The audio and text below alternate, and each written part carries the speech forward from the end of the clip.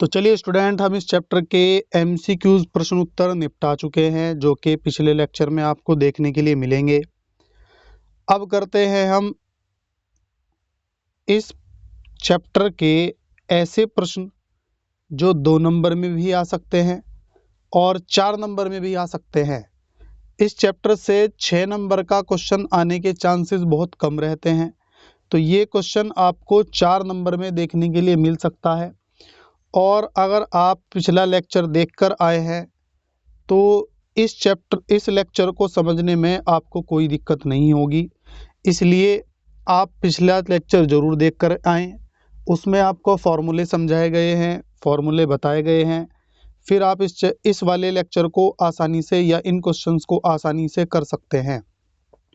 जो बच्चा पिछला लेक्चर पढ़ के आया होगा उसको ये प्रश्न बिल्कुल सेम टू सेम 5वां प्रश्न देखने के लिए मिला होगा, संख्याएं भी यही हैं, लेकिन प्रश्न के अंदर एक वर्ड बदला जाने से पूरा क्वेश्चन बदला गया है। तो एपी जो हमें दी गई है, एपी लिख लेंगे सबसे पहले 21, 18, 15 एंड सो ऑन। वहाँ पूछा गया था कि इसमें कितने पद होंगे। यहाँ पूछा गया है कि कितने पदों के लिए उनका योग -81 होगा। तो सवाल चेंज कर दिया है बिल्कुल। यहाँ सबसे पहले आप ए का मान रख लेंगे, ए का मान 21 आ जाएगा। डी का मान रख लेंगे, डी का मान दूसरे नंबर में से पहला नंबर माइनस करके आता है, यानी कि 18 - 21 कर देंगे तो -3 आ जाएगा। इस बार क्या पूछा है, कितने पद लिए जाएं, कितने पद n को कहा जाता है। n हमसे पूछ लिया गया है, उनका योग यानी कि n पदों का योग, n पदों के योग को हमने पिछले ही लेक्चर में आपको बताया है Sn कहा जाता है, और Sn का मान -81 है जो कि दिया हुआ है। अब Sn का फॉर्मूला आप जानते ही हैं, Sn का फॉर्मूला होता है n/2 2a + n-1 × d। Sn का मान दिया गया है -81, 2 इधर गुणा में है तो ये भाग में आ जाएगा, सॉरी जो भाग में है वो गुणा में चला जाएगा। यहाँ n ऐसे ही रहेगा क्योंकि n का मान हमें ज्ञात करना है। 2 × a का मान 21 है, प्लस n हमें अभी भी नहीं पता है, -1 × d का मान -3 है। ये 81 की अगर 2 से हम गुणा करते हैं तो 162 आ जाता है। कितना आ जाता है? 162 आ जाता है। यहाँ पर देखते हैं n 21 दूनी 42 बन जाएगा। इस 3 की अंदर गुणा करा देंगे तो -3n बनेगा। यहाँ माइनस है, यहाँ माइनस है, माइनस माइनस प्लस बन जाएगा और 3 कम 3 बनेगा। 42 में से 42 और 3 दोनों प्लस के हैं, दोनों जुड़ जाएंगे, 162 ऐसे ही रहेगा। n यहाँ बन जाएगा 45 - 3n। ये जो n बाहर लिखा हुआ है इस n की अंदर गुणा करा देंगे, 162 बराबर बन जाएगा 45n - 3n स्क्वायर।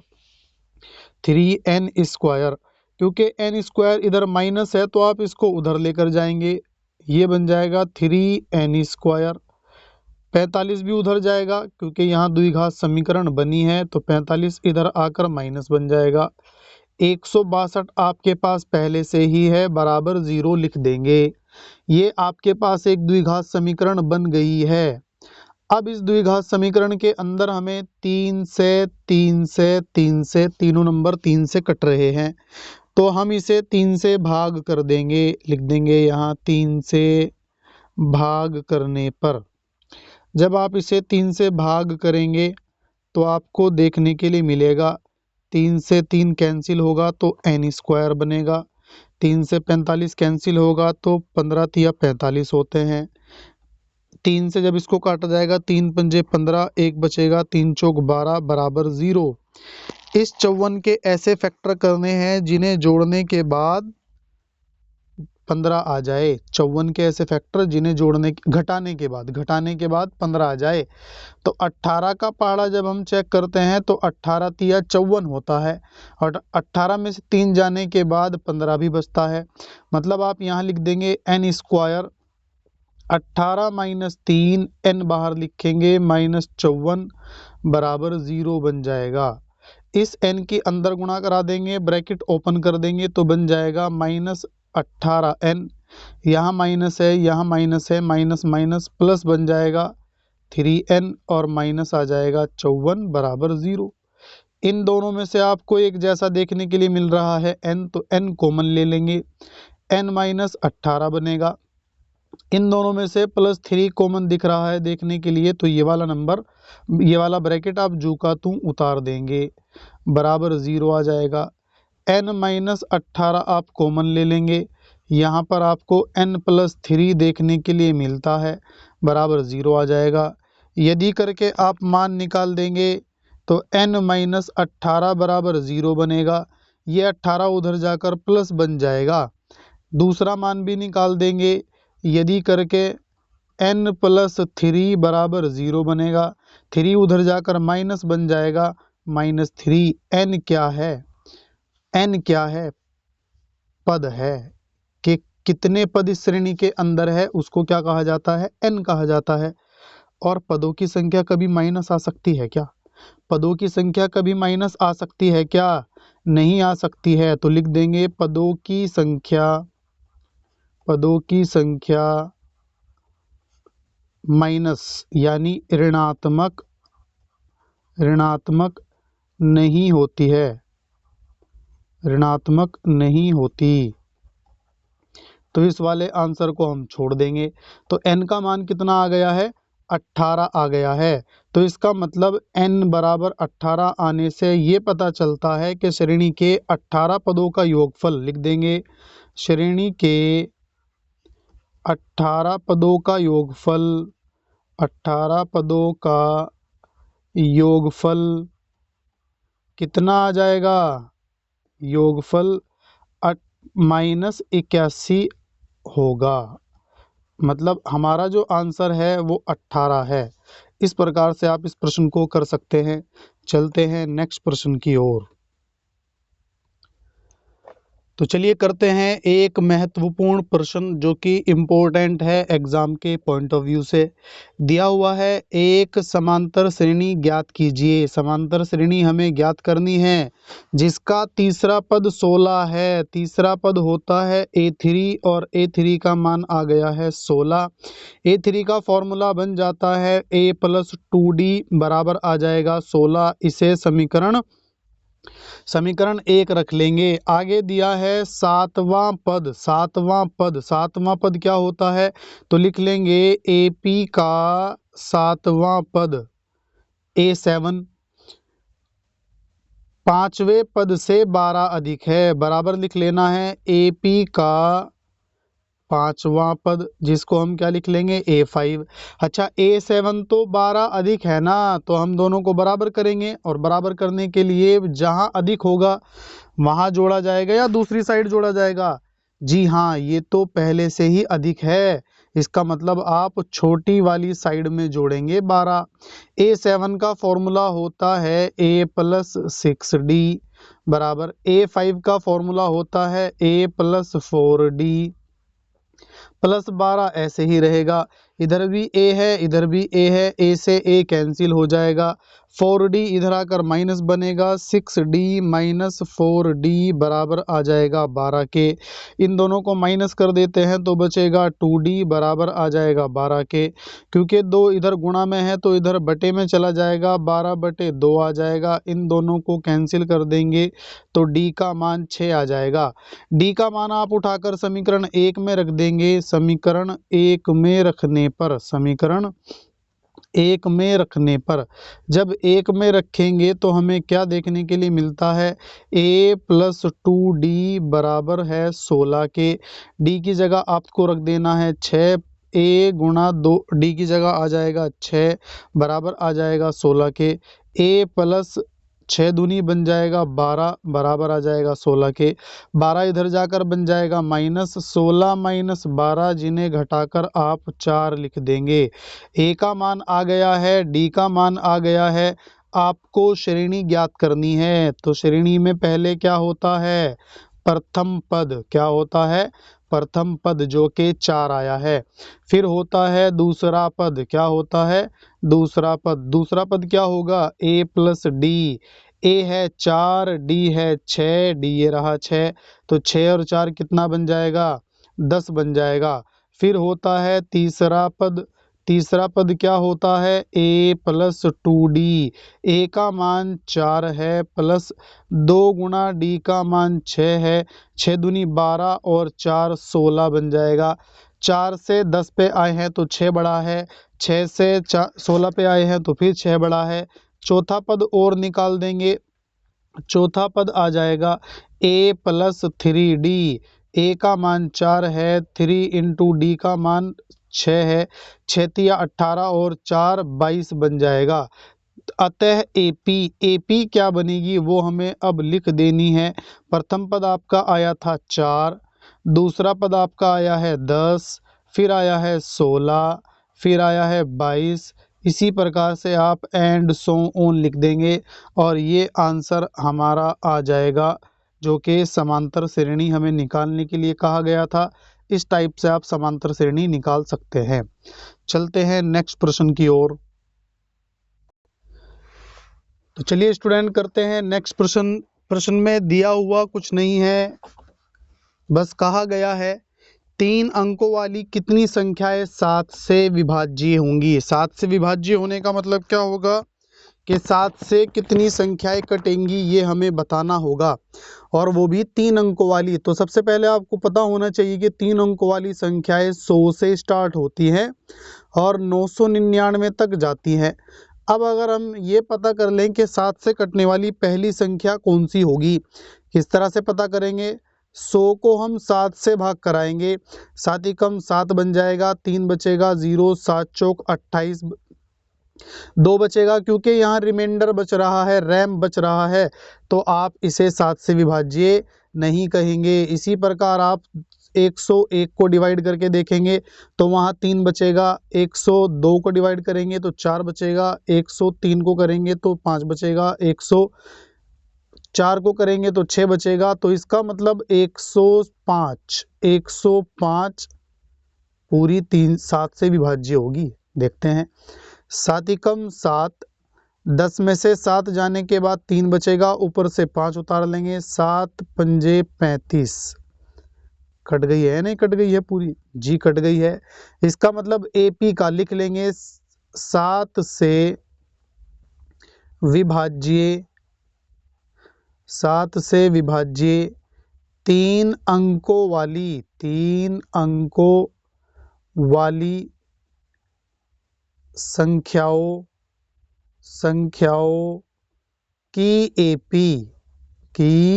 एपी समांतर श्रेणी क्या होगी? पहला नंबर आ जाएगा 105, दूसरा नंबर आ जाएगा 105 प्लस 7। क्या आ जाएगा या नहीं आ जाएगा? क्योंकि समांतर श्रेणी वही होती है जिसमें जो नंबर एक बार बढ़ाया है ऐसे ही हर बार बढ़ाते चले जाएंगे। तीसरा वाला नंबर क्या आ जाएगा?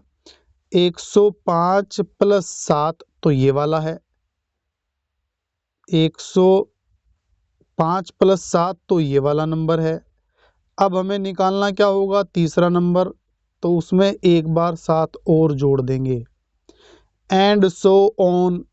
और सबसे लास्ट में देखते हैं, क्योंकि सबसे बड़ी संख्या कौन सी है? सबसे बड़ी संख्या कौन सी है? 999 है। तो 999 को हम 7 से भाग करके देखते हैं कितना रैम बचता है। 999 7 ही कम 7 आ जाएगा, 2 बचेंगे, 9 उतारेंगे, 7 चौक 28 आ जाएगा, 1 बचेगा 19 बन जाएगा, 7 दूनी 14 आ जाएगा, 5 बचेगा। इस 5 को ही आप यहाँ से माइनस कर दीजिए, इस 5 को ही आप यहाँ से माइनस कर देंगे तो 999 में से 5 जाने के बाद कितना बनेगा? 994 बनेगा। कितना बनेगा? 994। तो भाई साहब एपी हमारे पास आ चुकी है, एपी हमारे पास आ चुकी है। क्या आई है एपी? एपी आई है 105 7 और 5 12 मतलब 112, 7 और 5 12, 12 7 19 मतलब 119 एंड सो ऑन 994। ए का मान आपको देखने के लिए मिलेगा 105, डी का मान आपको देखने के लिए मिलेगा 7, क्योंकि 7 7 का ही अंतर है। क्योंकि अंतिम पद दिया हुआ है तो एल का मान आपको देखने के लिए मिलेगा 994। पूछा गया है हमसे कि टोटल कितनी संख्याएं होंगी। टोटल कितनी संख्याएं होने का मतलब हमसे n पूछा गया है। तो अब हम l का मान रख देते हैं। l का फॉर्मूला हमारे पास होगा a plus n minus 1 into D.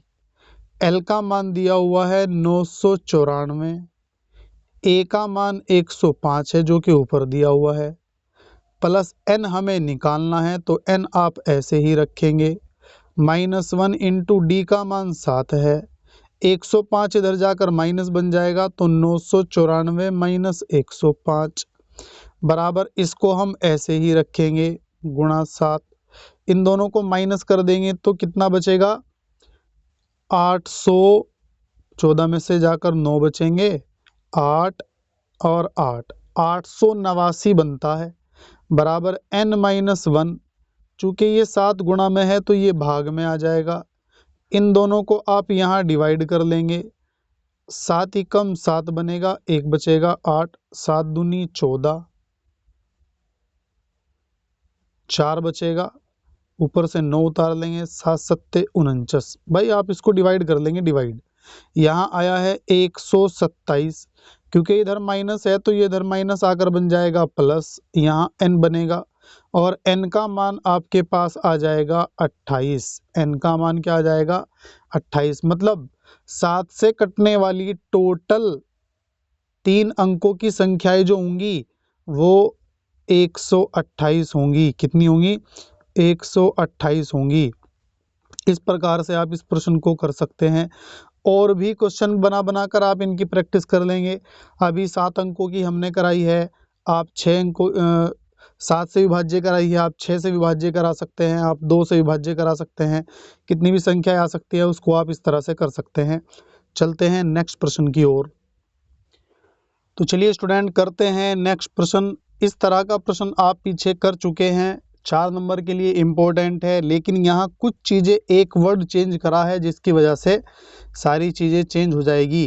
कहा गया है किसी समांतर श्रेणी AP के प्रथम 9 पदों का योग। देखिए क्या कहा गया है, 9 पदों का योग। बच्चे यहाँ गड़बड़ करेंगे, इसको AN का मान लेंगे, ये AN का मान नहीं है, योग दिया गया है योग, तो योग को कहा जाता है SN।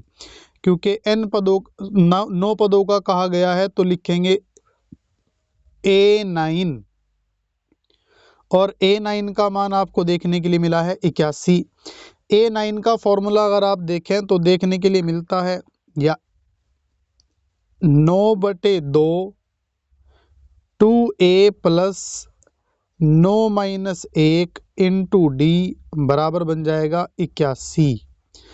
क्यों करा है, क्योंकि SN का फॉर्मूला हमारे पास है n/2 2A plus n-1 into D. जब यहाँ n है तो यहाँ और यहाँ n आएगा। अगर आप इसकी जगह कुछ भी नंबर रख लेते हैं, सपोज आपने 5 रख लिया है तो यहाँ 5/2 बन जाएगा, 2A प्लस 5-1 इंटू डी बन जाएगा। मतलब जितना नंबर यहाँ रखा जाएगा वही आप यहाँ n की जगह रख देंगे। ये 2 इधर भाग में है तो गुणा में चला जाएगा, 9 गुणा में है तो भाग में आ जाएगा। और कुछ इस प्रकार से हमें देखने के लिए मिलेगा 2A प्लस 9 में से 1 जाके 8 बचता है, डी बराबर 81 गुणा 2/9 और 9 से 9 को कैंसिल कर देंगे, 81 को कैंसिल कर देंगे, 9 बार कैंसिल होगा और 9 दूनी बन जाएगा 18। पूरी समीकरण 2 से कट रही है तो 2 से भाग लिख देंगे, 2 से भाग करने पर तो यहाँ बनेगा 2 से कटने के बाद 1 2 चौक 8 आ जाएगा और 2 निम 18 बन जाएगा। इसको समीकरण 1 कहेंगे। अब आ जाते हैं दूसरे, प्रथम 17 पदों का योग 289 है। 17 पदों का योग मतलब S17 दिया है, S17 का मान दे दिया है 289, 289। S17 के लिए फॉर्मूला क्या बन जाएगा, 17/2 2a प्लस 17 माइनस 1 d बराबर 289। चूंकि 2 इधर भाग में है तो गुणा में चला जाएगा, 17 बटे में आ जाएगा। यहाँ बनेगा 2a, 17 में से 1 जाने के बाद 16 बचता है, 16d बराबर 289 गुणा 2 बटे में आ जाएगा 17। 17 से इसको काटेंगे तो ये 17 बार कटेगा और यहाँ आ जाएगा 2a प्लस 16d बराबर 17 दूनी 34। क्योंकि 2 से फिर से पूरी समीकरण कट रही है तो 2 से भाग लिख देंगे। 2 से भाग करने पर जब 2 से भाग करेंगे तो यहाँ बनेगा a प्लस 8d 2 से काटने के बाद, और ये आ जाएगा 17। ये समीकरण नंबर बन जाएगी 2। समीकरण 1 आप इसके नीचे रख देंगे, a प्लस 4d बराबर आ जाएगा 9। इक्वेशन फर्स्ट है। a बराबर है सेम है तो यहाँ लिख देंगे घटाने पर। जब घटाने पर लिखेंगे तो निशान बदल जाएंगे, ये माइनस माइनस कैंसिल हो जाएंगे, माइनस प्लस, ये माइनस हो जाएगा, ये माइनस हो जाएगा, ये माइनस हो जाएगा। 8 में से 4 जाने के बाद 4d बचता है। यहाँ 17 में से 9 जाने के बाद 8 बचता है। 4 इधर गुणा में है तो ये बटे में चला जाएगा, 8/4 बन जाएगा। 4 से कटेगा, d का मान 2 आ जाएगा। और शायद d का मान ही हमसे पूछा गया था। इसे आप समीकरण 1 में रख देंगे उठाकर। समीकरण 1 में रखने पर तो समीकरण 1 ये रही, a प्लस 4d बराबर 9। d की जगह आप 2 रख देंगे, a प्लस 4 गुणा 2 बराबर 9। 4 दूनी 8 बनेगा, a प्लस 8 बराबर 9, a प्लस 8 बराबर 9। 8 इधर जाकर माइनस हो जाएगा तो 9 माइनस 8 बनेगा, जिसको घटाने के बाद 1 आ जाता है। मतलब आपकी जो समांतर श्रेणी का प्रथम पद और सार्वंतर आएगा वो ये आंसर आएंगे। ये आपको फॉर्मूला समझाने के लिए बताया गया था, इसका कोई रोल क्वेश्चन के अंदर नहीं है। इस प्रकार से आप इस टाइप के प्रश्नों को कर सकते हैं। योग वाले क्वेश्चनों को भी एक बार अच्छी तरीके से प्रैक्टिस कर लेंगे, और सभी तरह के प्रश्न इस चैप्टर के अंदर से हम आपको करा चुके हैं। फिर भी अगर आपको कोई दिक्कत आती है या कोई क्वेश्चन आपसे नहीं बन रहा है तो आप इस नंबर पर आप हमें व्हाट्सएप कर सकते हैं, और व्हाट्सएप करने के बाद हमें क्वेश्चन बता सकते हैं कि ये क्वेश्चन हमसे नहीं हो रहा है, और हमें साथ साथ ये भी बता सकते हैं कि आप कहाँ से हमें क्वेश्चन कर रहे हैं। फिर आपका नाम लेकर या तो एक वीडियो बना दी जाएगी या आपके व्हाट्सएप पर उस क्वेश्चन का सॉल्यूशन की एक छोटी सी वीडियो सेंड कर दी जाएगी। तो देखते रहिए हमारे चैनल को और पढ़ाई करते रहिए। उन बच्चों तक हमारी वीडियो को शेयर कीजिए जो अभी तक कुछ नहीं पढ़ पाए हैं, और मेहनत करते रहिए। चैनल को सब्सक्राइब करें, वीडियो को लाइक करें।